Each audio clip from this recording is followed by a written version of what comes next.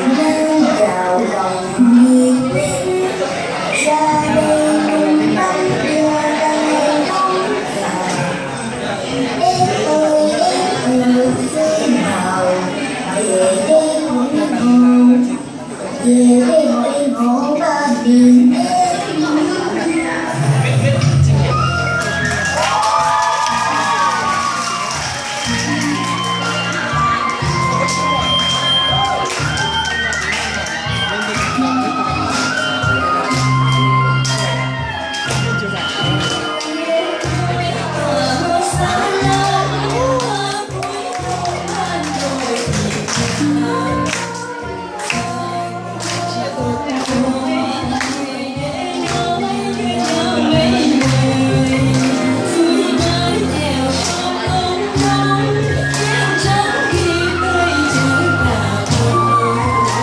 subscribe cho kênh Ghiền Mì Gõ để không bỏ lỡ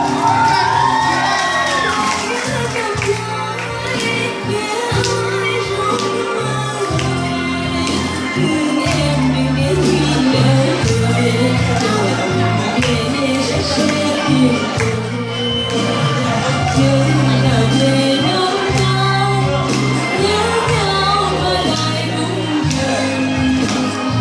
video hấp dẫn.